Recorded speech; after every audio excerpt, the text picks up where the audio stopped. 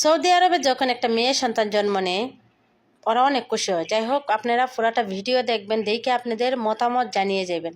আর আমার কোনো কথাই যদি ভুল হয় সেটা কমেন্টে বলবেন, আমি নিজেকে শুধরানোর চেষ্টা করব। যাই হোক, সৌদি আরবে যখন একটা মেয়ে মানুষ জন্ম নেয়, মেয়ে সন্তান জন্ম নেয়, বাসায় উৎসবের উপায় থাকে না। মানে এতটা ওরা খুশি হয়, ঈদের চেয়েও বেশি খুশি হয়। কারণ হচ্ছে ওরা খুশি হওয়ার কারণটা আমি পরে বলতেছি।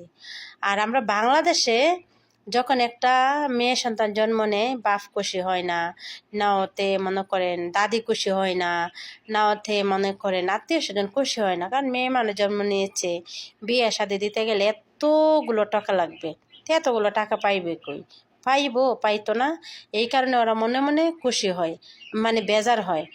আর ছেলে সন্তান জন্ম নিলে অনেক খুশি হয়, কারণ ছেলে মেয়ে মানুষ জন্ম নিয়েছে, কামাই করে খাওয়াইবো, বিয়া দিতে হবে না, অনেক টাকা লাগবে না, আরও যৌতুক আনতে পারবে। সেই দিক থেকে ওরা অনেক খুশি হয়। আমরা বাংলাদেশের মানুষগুলা ছেলে মানুষ জন্ম নিলে খুশি হয়, মেয়ে মানুষ জন্ম নিলে বেজার হয়। আর সৌদি আরবে মেয়ে মানুষ জন্ম নিলে কেন খুশি হয় সেটা বলবো এখন। ওদের খুশি হওয়ার কারণটা হচ্ছে, ওদেরকে যখন বিয়ে শাদি দেয় জামার বাড়ি থেকে, মনে করেন হ্যাঁ বিয়ের দিন ধরেন আজকে বিয়ে মেয়েটার, আজকে মনে করেন বউ মানে ওই মেয়েটার বাড়িতে যত ধরনের খরচ আছে, মানে আত্মীয় স্বজন আসবে, খাওয়া দাওয়া করবে, ফান সুন্দা অবধি স্বামীর বাড়ি থেকে দিয়ে সন্ধ্যা সময় খালি বউটা উঠাই নেয়।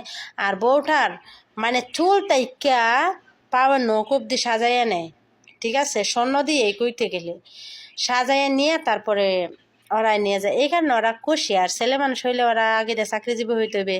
যারা নাকি চাকরিজীবী নাই তারা কোনোদিনও মেয়ে মানুষ পাবে না। সৌদি আরবে মেয়ে মানুষের এত দাম, আর আমরা বাংলাদেশে মেয়ে মানুষের দাম কম। কেন তা জানি না, পার্থক্য কেন।